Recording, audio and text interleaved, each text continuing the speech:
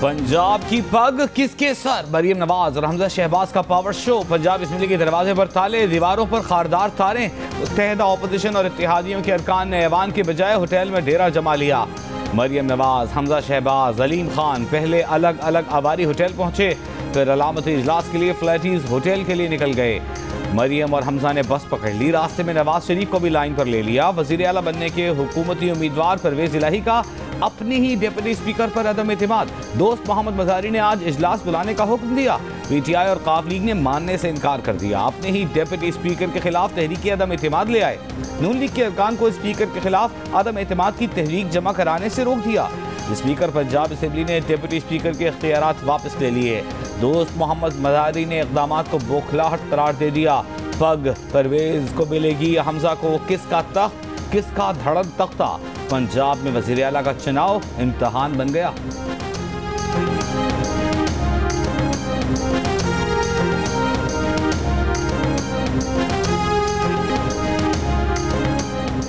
हमजा शहबाज ने पंजाब असम्बली की सूरत हाल पर सुप्रीम कोर्ट से नोटिस लेने का मुतालबा कर दिया। कहते हैं आईनी बहरान की संगीनी बढ़ती जा रही है। परवेज इलाही इमरान नियाज़ी के नक्शे कदम पर चल पड़े हैं। परवेज इलाही ने गंडासा उठाया हुआ है। आपने असम्बली सील कर दी है, लेकिन आप किसी रुकन को रोक नहीं सकते। परवेज इलाही शायद इक़्तिदार के लालच में अंधे हो चुके हैं।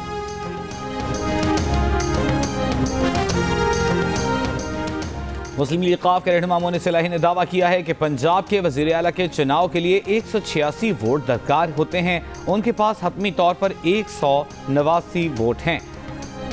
जियो न्यूज़ के प्रोग्राम आप उसकी बात में गुफ्तगू करते हुए कहा कि अगर परवेज इलाही वज़ीर आला बनते हैं तो सूबों में इंतखाबात 1.5 साल बाद होंगे, जबकि मरकज़ में इंतखाबात पहले हो जाएंगे।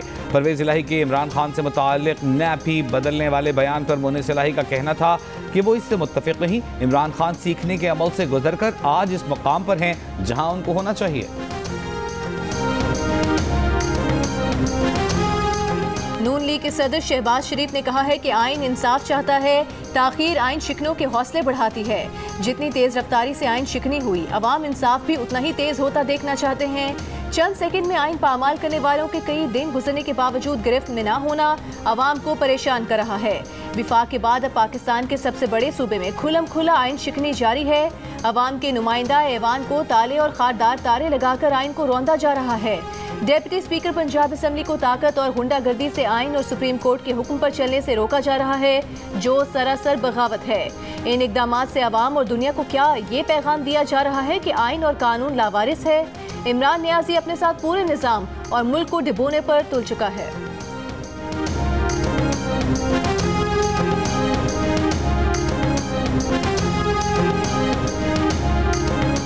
बज़ाहिर तहरीक अदम एतमाद कामयाब होने जा रही थी, मगर रूलिंग आ गई। स्पीकर की रूलिंग में सिर्फ इल्जामात हैं। देखना है क्या स्पीकर को इख्तियार है कि वो हाउस में एजेंडे से हटकर किसी फैक्ट पर जा सके। तहरीक अदम एतमाद मुस्तरद किए जाने पर असद नोटिस केस में चीफ जस्टिस के रिमार्क्स। पूछा कि एक आईनी तरीका है जिसको बिल्कुल साइड लाइन कर दिया जाए। क्या ऐसा हो सकता है? क्या स्पीकर ने जो किया उसका कोई पस मंजर था? क्या रूलिंग किसी फाइंडिंग पर थी? स्पीकर ने किस बुनियाद पर रूलिंग दी? उसके पास क्या मवाद था? अब तक के दलाइल से लग रहा है कि स्पीकर ने जो किया उसका एक बैकग्राउंड है। जस्टिस एजाज अल अहसन ने रिमार्क्स दिए, स्पीकर तब तहरीक मुस्तरद कर सकता है जब उसने लीव ग्रांट न की हो। एक बार तहरीक अदम एतमाद ऐवान में पेश हो जाए तो उसको मुस्तरद सिर्फ वोटिंग से किया जा सकता है। चीफ जस्टिस ने रिमार्क्स दिए कि सीधी बात यह है कि अदालत हक़ाइक़ और सबूत पर चलती है। मौजूदा केस में इल्ज़ामात लगाए गए हैं, आईनी बुनियाद पर जाना चाहते हैं। सवाल यह है कि स्पीकर ने किस बुनियाद पर एक्शन लिया? क्या स्पीकर ये एक्शन ले सकता था? मज़ीद समाअत कल सुबह 9 बजे तक मुलतवी।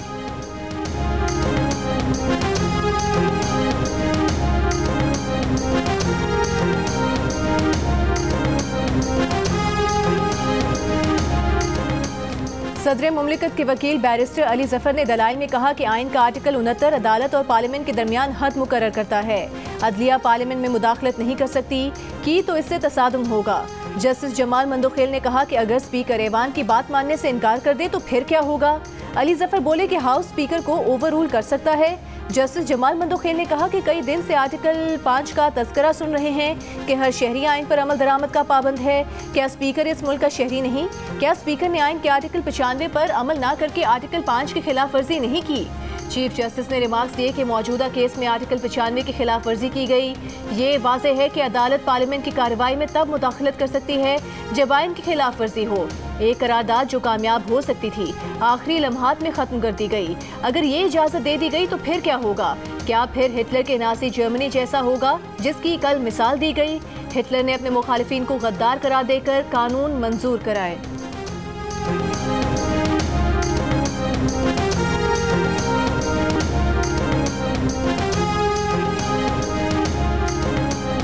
बैरिस्टर अली जफर ने सुप्रीम कोर्ट में दौरान समाअत एक गैर मुल्की केस का हवाला देते हुए बताया कि एक मुल्क में स्पीकर ने रुकन पार्लियामेंट को साजन के जरिए ऐवान से बाहर निकाल दिया और उस रुकन को साजन की हिरासत में रखा।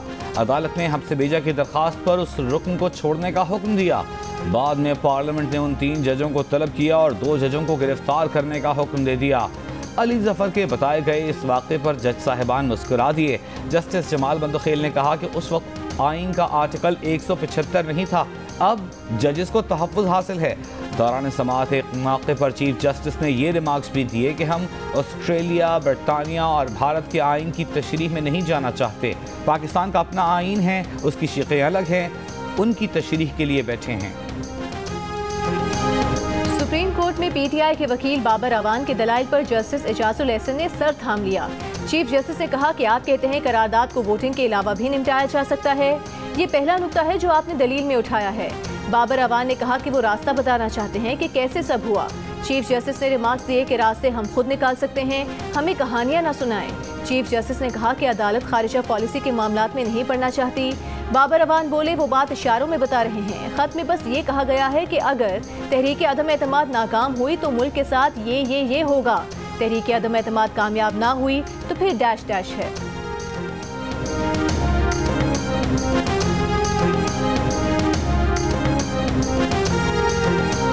बगावत में 30 सेकंड लगे तो उसके तदारुक में भी 30 सेकंड लगने चाहिए। इंसाफ में ताखीर इंसाफ फराहम ना करने के मुतरादिफ है। पीपल्स पार्टी के चेयरमैन बिलावल भुट्टो जरदारी का बयान, कहा इमरान खान के आखिरी मायूस कुन इक़दामात अब उन्हें नहीं बचा सकते। इमरान खान की हुकूमत जा चुकी, सिलेक्टेड राज का खात्मा हो गया। आज पंजाब में डिप्टी स्पीकर को वज़ीर आला के इंतखाब के दिन असेंबली से बाहर निकाल दिया गया। अवामी नुमाइंदों के ऐवान के अतराफ खारदार आहनी तारें लगा दी गई।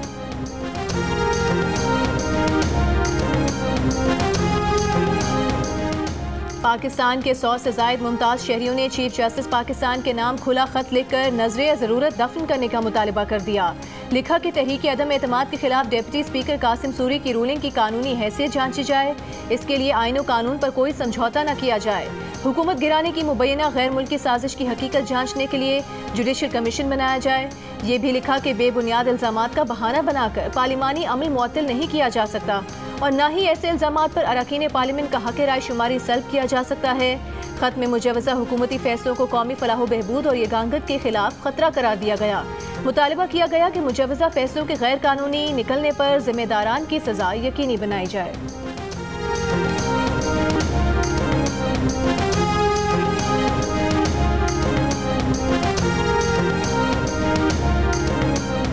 सदर नून लीग शहबाज शरीफ ने निगरान वज़ीर आज़म पर मुशावरत से इनकार कर दिया। सदर आरिफ अलवी को खत लिख दिया, कहा कि आप मामले पर जारी सुप्रीम कोर्ट के हुक्म और आइन की खिलाफ वर्जी कर रहे हैं, वो इस मुशावरत का हिस्सा नहीं बन सकते। तहरीक अदम एतमाद के हवाले से स्पीकर की रूलिंग खिलाफ आइन है। जस्टिस रिटायर्ड गुलजार अहमद का नाम बतौर निगरान वज़ीर आज़म पेश करना आइन के खिलाफ है। सुप्रीम कोर्ट ने कहा है कि कोई भी कदम अदालत के अहकामात के ताबे होगा।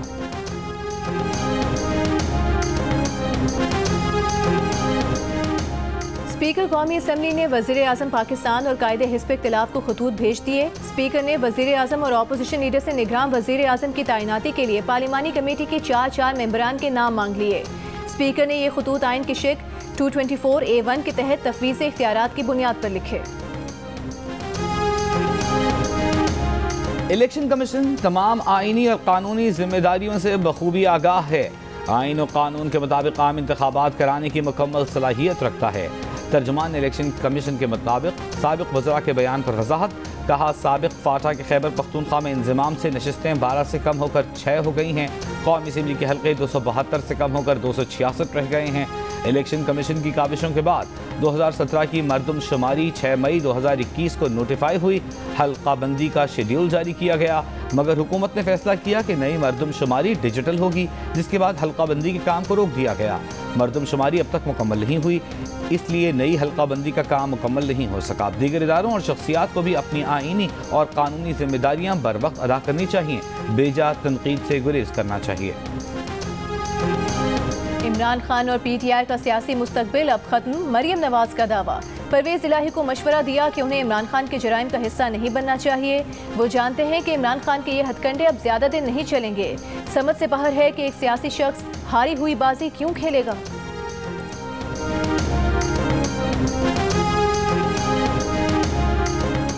मौलाना फजलुर रहमान ने कहा है कि आइन की तौकीर नहीं रहती तो पाकिस्तान के वजूद पर सवालिया निशान होगा। हमारे इदारों की जिम्मेदारी है कि वो आइन के तहफ़्फ़ुज़ के लिए अपना किरदार अदा करें। हुकूमत के गैर आइनी इक़दामात से मुनसिफ़ाना इंतख़ाबात की कोई तवक्को नहीं की जा सकती। इमरान खान किस तरह वज़ीर आज़म हाउस में बैठ कर काम कर रहा है, इमरान खान कैसे ब्यूरोक्रेट्स को बुलाकर हिदायत दे रहा है। मौलाना फजलुर रहमान का जुमे को यौम तहफ़्फ़ुज़ आइन मनाने का ऐलान।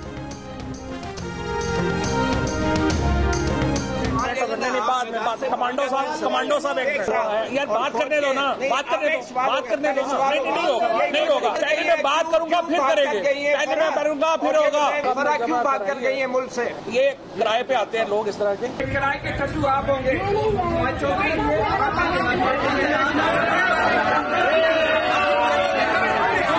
अभी भी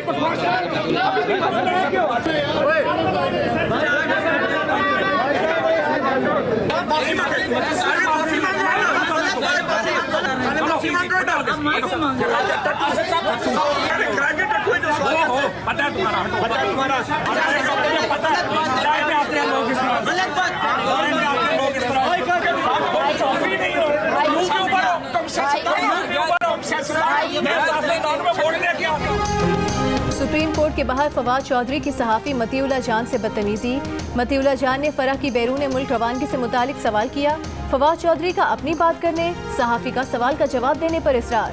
फवाद चौधरी ने सीनियर सहाफ़ी को किराए का आदमी करार दे दिया। फवाद चौधरी और सहाफ़ियों में मुसलसल तकरार, सूरत हाल बदतमीजी तक पहुँच गई।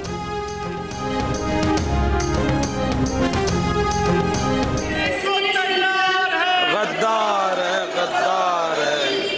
$1 के 2 सरकारी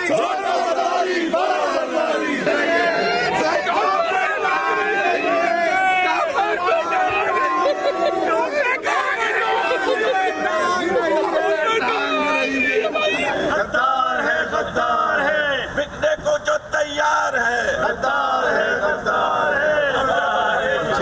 है, बिकने को जो तैयार है। गद्दार है, गद्दार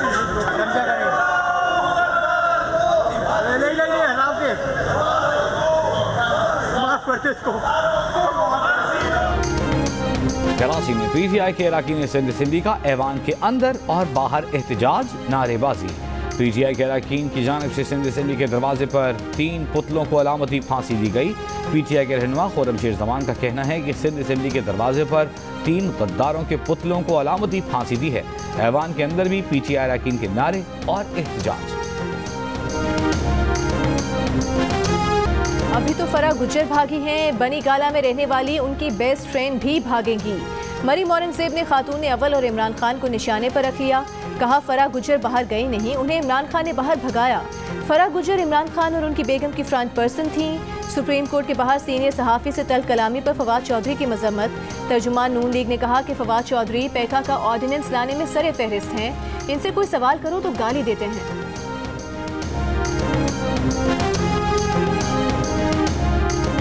जो आज बाबर वान साहब बात कर रहे थे, वो क्या बातें कर रहे थे? जो वकालत की जा रही है PTI की, वो तो डैश डैश डैश तक आ गई, उसी पर रुक गई। अगर ऐसा होमवर्क करके आए हैं तो और ना इरिटेट करें जज साहिबान को। PTI के सारे वकला डैश डैश डैश पर आ गए। अदालत के सवालात पर उनके पास कोई जवाब न था। शहरी रहमान की सुप्रीम कोर्ट के बाहर गुफ्तगू।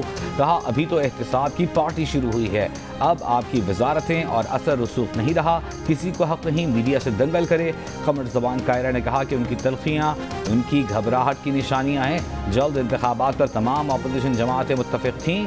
धांधली के लिए इमरान खान ने जो तरीक़ा कार ढूंढा है वो नहीं करने देंगे।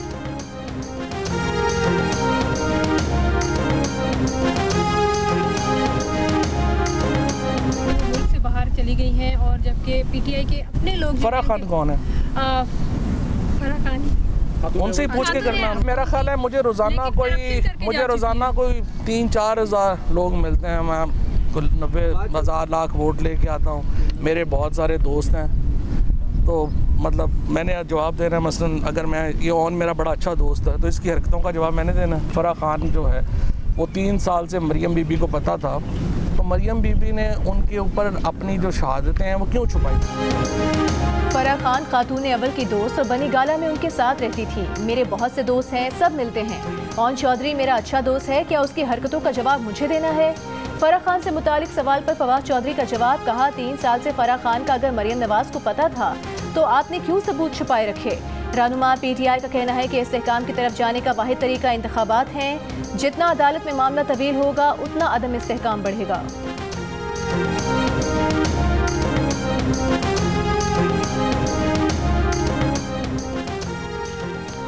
साबिक़ वज़ीर-ए-आला पंजाब उस्मान बुज़दार ने खातून अव्वल और फराह खान से मुतालिक इल्ज़ामात बेबुनियाद करार देकर मुस्तरद कर दिए।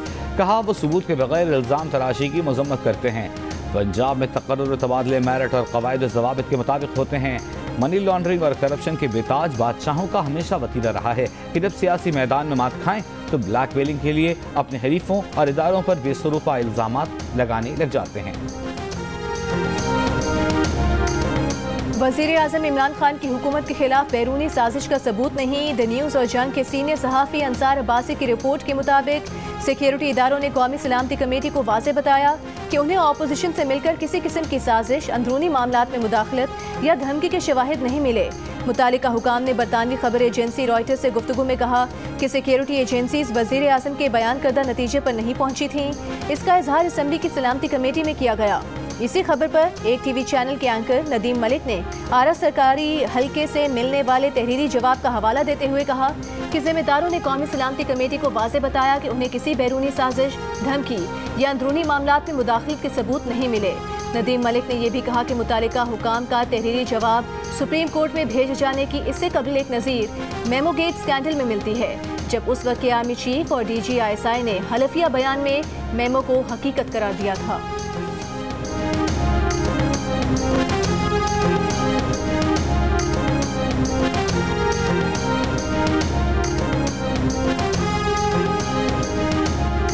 वज़ीर आज़म इमरान खान ने सुप्रीम कोर्ट से लेटर गेट की तहकीकात के लिए आला इख्तियाराती अदालती कमीशन बनाने का मुतालबा कर दिया। इमरान खान के वकला आज सुप्रीम कोर्ट से रुजू करेंगे। मुनहरिफ अरकान और हॉर्स ट्रेडिंग की तहकीकात का भी मुतालबा किया जाएगा। वज़ीर आज़म ने आज खुद नोटिस से मुताल्लिक़ गुज़िश्ता रोज़ कानूनी टीम से मशावरत की थी। इमरान खान का मौक़िफ़ था कि नेशनल सिक्योरिटी कमेटी के इजलास में बैनुल अक़वामी साजिश तस्लीम की गई। करप्ट सियासतदानों ने हुकूमत गिराने के लिए आलमी एजेंडे पर अमल किया। सदर ने इलेक्शन कमीशन से इलेक्शन की तारीख मांग ली। इलेक्शन कमीशन को लिखे गए खत में कौमी असम्बली तोड़ने के 90 दिन में इलेक्शन कराने की तारीख देने का कहा गया है। खत के मुताबिक आइन के आर्टिकल 48(5)A और आर्टिकल 224 के शिक 2 के तहत सदर आम इंतखाबात की तारीख मुकर्रर करेंगे।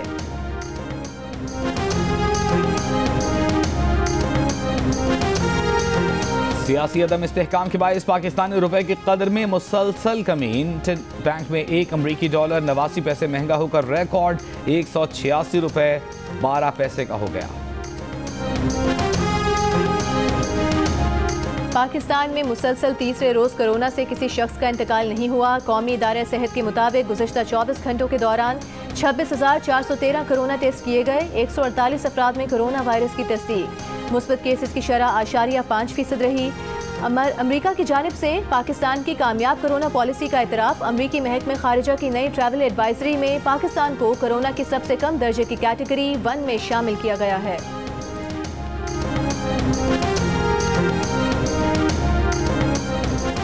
सिंध में लंपी वायरस के केसेस में इजाफा जारी। 24 घंटों में मजीद 275 जानवर लंपी वायरस से मुतासर। सिंध में लंपी केसेस की तादाद 33,250 हो गई।